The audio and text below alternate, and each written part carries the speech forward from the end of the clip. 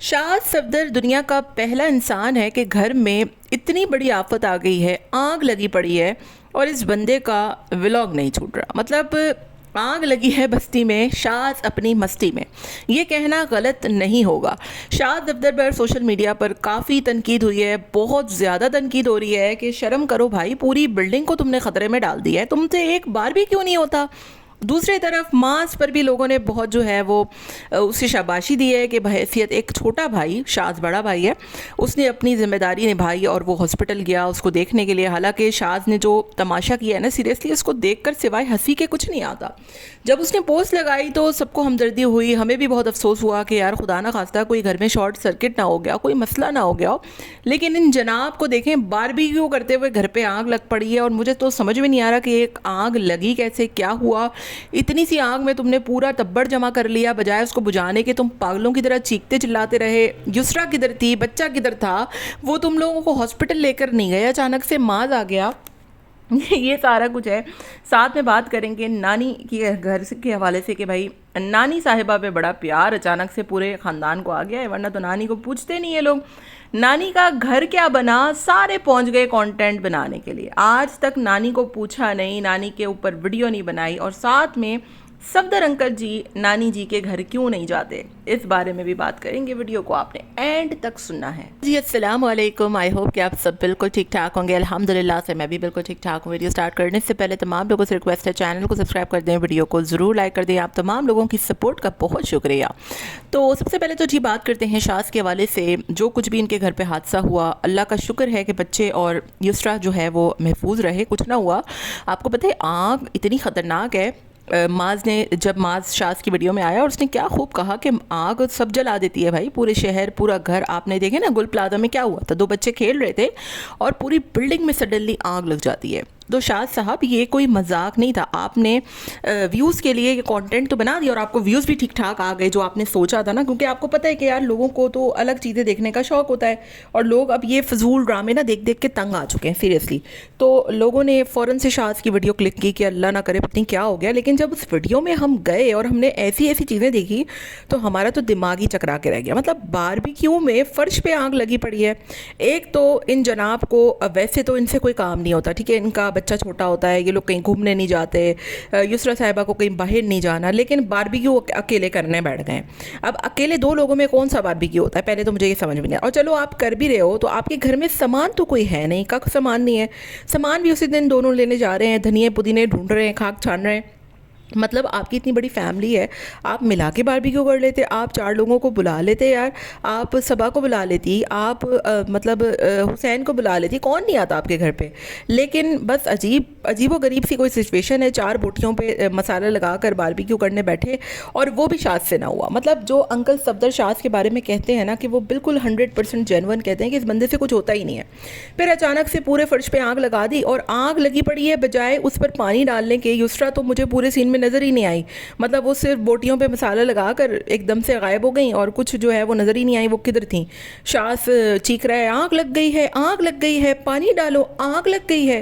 पूरे मोहल्ले को इकट्ठा कर लिया है लेकिन खुद पानी नहीं डाल रहा। हालांकि वो कोई इतनी बड़ी आग नहीं थी, लेकिन हाँ लापरवाही की वजह से वो पूरी बिल्डिंग में लग सकती थी। भाई आप मोबाइल लेकर वीडियो बना रहे हो, यूट्यूब वायोलेशन की मतलब कह लें कि एक तरीके से वायोलेट करने की चक्कर में, यूट्यूब की पॉलिसीज़ वायोलेट करने की चक्कर में आपका वीडियो भी उड़ सकता है। आपको पता है आप कितनी बड़ी हमाकत की है कि आपके घर में इतना बड़ा हादसा हो गया है और आप मस्तियों में लगे हुए हैं, आग लग गई, आग लग गई। और फिर बाद में मुझे तो पहले लगा कि ये कोई स्क्रिप्टेड ड्रामा है, लेकिन जब माज ने दिखाया कि भाई पाँव में आपके पूरे छाले हो गए हैं देखें, तो फिर मुझे अंदाज़ा हुआ कि क्या हुआ। तो मुझे लगता है ये कि उस वक्त आग लगी है, इनके पाँव पे लगी है, ये भागे हैं और उन्होंने फ़ौरन कैमरा उठाया कि चलो जी हमारे पास आग थोड़ी लगी है, हमारे पास तो कंटेंट आया। खुदा ना खास्ता कोई हादसा हो जाता, बिजली की तारों में आग लग जाती, आपने सिर्फ अपनी नहीं पूरी बिल्डिंग की जो सिक्योरिटी है उसको ख़तरे में डाला है। आप लोगों की इस हरकत को देखकर तो बिल्डिंग वालों को आप लोगों को बाहर निकाल देना चाहिए। मतलब यार कोई हद होती है। आपको नहीं पता कराची में कितने हादसात वैसे होते रहते हैं। अभी गुल प्लाजा वाला वाक़या हमारी आंखों के सामने था, तो खुदा का खौफ करें। तो छोटे बच्चों के साथ वैसे ही आपको इतना बड़ा रिस्क लेना ही नहीं चाहिए था, और फिर ले ही लिया था। तो जब जो काम आता ही नहीं है तो फिर वो काम करना भी नहीं चाहिए ना। उधर हुसैन को देखें, वो छोटा है लेकिन उसने कितना ज़बरदस्त बारबेक्यू किया है। उसी से कुछ सीख लेते यार आप, उसी से कुछ आपको अंदाज़ा हो जाता। लेकिन सीरियस में इतना नॉन सीरियस एटीट्यूड शाज़ का, इतना नॉन सीरियस मैंने नहीं देखा।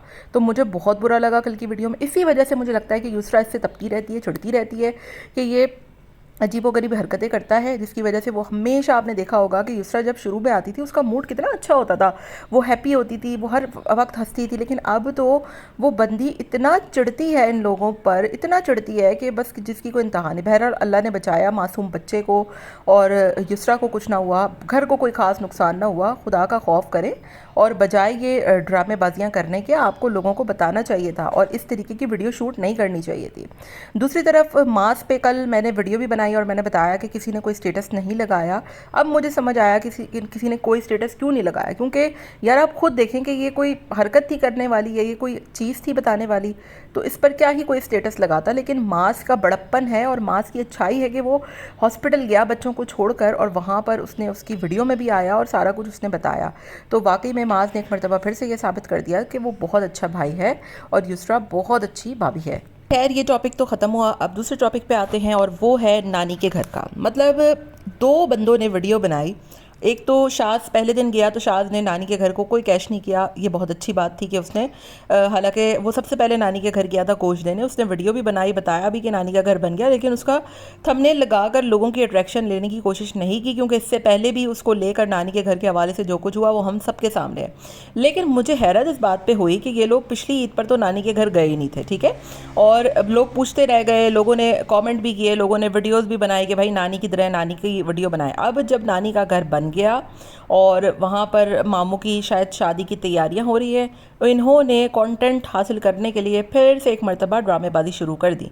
मतलब नानी भी अब आप लोगों के लिए सिर्फ कंटेंट बन के रह गई हैं। नानी का घर मामू ने खुद बनवाया है और उन्होंने बताया कि किस तरीके से उन्होंने मेहनत की, अपने हाथों का रंग दिखाकर, वरना ये लोग उसका क्रेडिट भी ले जाते कि मैंने बनाया, फलाने ने बनाया, ढिमाके ने बनाया। तो इस घर को बनाने में तीनों भाइयों की कोई कॉन्ट्रीब्यूशन नहीं है, वो मामू ने खुद अपने पल्ले से बनवाया, अपने पैसों से बनवाया है। और अभी भी वहाँ पर उनका फ़र्श देखा जाए और वहाँ पर लाइट की सिचुएशन देखी जाए और उनके घर की हालत देखी जाए तो अभी भी अंदाज़ा हो जाता है कि यार वहाँ कोई इतना कोई अच्छा घर नहीं है। हाँ चलो, रंग वगैरह उन्होंने करवा लिया, सब कुछ हो गया, वो मामू की अच्छाई थी और मामू का अपनी मेहनत थी। लेकिन मुझे हैरत इस बात पे हुई, आप लोग किस मुंह से उस घर पे कंटेंट बना रहे हैं कि नानी का घर बन गया फाइनली, मामू की शादी शुरू हो गई। और मतलब यार, जब आप लोगों ने देखा कि नानी के घर की जो हालत है, सिचुएशन, उस पर तो आप लोगों ने कोई मुंह ना खोला। लोग आपसे पूछते रह गए, लोगों ने आपसे सवालात किए कि यार बताएं क्या बात है, नानी का घर क्यों नहीं बन रहा, शाज़ के कंटेंट डिलीट हो गए, सारा कुछ हो गया, लेकिन आप लोगों के मुंह से एक लफ्ज़ ना निकला। अब जब उनका घर बन गया तो सारे भाई पहुंच गए आहिस्ते आहिस्ते वहाँ कंटेंट बनाने के लिए ज़बरदस्ती, वरना कभी किसी को नानी की ना याद आती ना कुछ, और कुछ ले जाने के बजाय मुंह ऐसे उठाकर सारे भाई पहुंच जाते हैं नानी के घर पे। मतलब वैसे ससुराल जाना होगा तो सारे फ्रूट भी लेंगे, मिठाइयाँ भी लेंगे, पता नहीं क्या क्या कुछ लेंगे, और यहाँ पर एक सूट नानी के लिए आप लोगों के हाथ या पल्ले से ना निकला। इतना माशाल्लाह से आप लोग कमाते हैं, अल्लाह आपको और दे, लेकिन क्या आप लोगों का फ़र्ज़ नहीं बनता था कि आप लोग नानी के लिए कुछ पका कर ले जाएं, उनकी तबीयत ख़राब है, कोई फ्रूट ले जाएं, कुछ उनके लिए कुछ ले जाएं। और हम तो देख कर ही बोलेंगे ना यार, जब हो सकता है बिहाइंड द कैमरा आप उनका पूरा घर ही चलाते हो, लेकिन जब हमें कोई चीज़ दिखेगी ही नहीं कंटेंट में, तो फिर हम तो उसी पे बात करेंगे और व्यूअर्स भी उसी को देखकर बोलेंगे। अब यहाँ पर बहुत से लोगों को तकलीफ़ें होती हैं कि यार आप लोग प्राइवेट लाइफ में घुस रहे हैं। कौन सी प्राइवेट लाइफ? यहाँ पर कुछ प्राइवेट है? आप बताइए ना, मुझे क्या पता, मास की नानी है, दादी है, सारा कुछ हमें यूट्यूब से ही पता लगा है ना। तो जब एक चीज़ पब्लिक प्लेटफॉर्म पे पड़ी हुई है, पब्लिक चीज़ है, तो फिर हम उस पर बात तो करेंगे ना। कमेंटर्स भी तो करते हैं यार, एक तरीके से कमेंट्री करते हैं, तो फिर आप लोगों को इतनी तकलीफ़ क्यों होती है मुझे बताएं, ठीक है।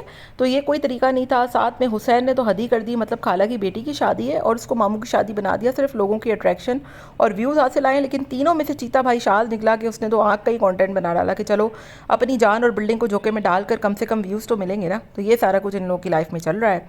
और एट द एंड बात करूँगी, सफदर अंकल क्यों नानू के घर नहीं जाते, ये एक बहुत बड़ा राज है जो कि इन्हीं को पता होगा, मुझे तो नहीं पता। बस कमेंट करने वालों के कमेंट्स बहुत आ रहे थे कि हम लोग काफ़ी टाइम से नोट कर रहे हैं कि सफदर अंकल अपनी नानी के घर नहीं जाते, मतलब इन लोगों की नानी, सॉरी अपनी नहीं। तो ऐसा क्यों है, क्यों नहीं जाते वो, और क्या वजह है ये मुझे नहीं पता। लेकिन हाँ इतना ज़रूर पता है कि नानी जो है वो थोड़ी गरीब सी हैं, उनका ख़ानदान इतना ज़्यादा वेल इस्टेब्लिश और इतनी पैसे वाली वो नहीं है। मामू भी एक मामूली सी नौकरी करते हैं, हो सकता है ये वजह हो, वरना हो सकता है कि वो जाते भी हों। ऐसा नहीं है कि मैंने सफदर अंकल को नानी के घर पे बिल्कुल नहीं देखा। पिछली वीडियोस में या थोड़ा 2-3 साल पहले की वीडियोस अगर आप देखें ना, तो सफदर अंकल नानी के घर जाते भी थे और वहाँ पर बैठ के खाना भी खाते थे, बहुत कुछ होता था। लेकिन अब ज़रा मेरा ख़्याल है थोड़ी दूरियाँ आ गई हैं और वो अब जाना नहीं पसंद करते। मुझे नहीं पता इसके बिहाइंड क्या वजह है, लेकिन हाँ, कमेंट करने वाले व्यूअर्स के बहुत से इस चीज़ को लेकर कमेंट आए थे और मुझे ये भी पता है कि माँ सफदर या उनकी फैमिली इस बात को कोई जो है वो जवाब नहीं देगी, क्योंकि इनको पता है कि लोगों को कितना उनकी औकात में रखना है। लोगों को जितना सर पे चढ़ाएंगे ना, ये उतना सर पे चढ़ते हैं।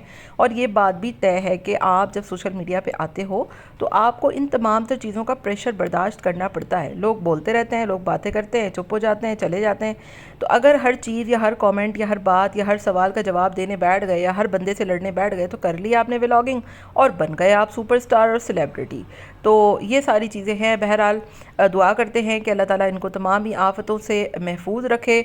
और ये एक बहुत बड़ा हादसा था और शाज़ को सोचना चाहिए था कि इस किस्म के कोई भी कंटेंट या व्लॉग उसको अपलोड नहीं करने चाहिए थे। बाकी आपका क्या ख्याल है, मुझे कमेंट में आप लोगों ने अपनी राय का इजहार ज़रूर देना है।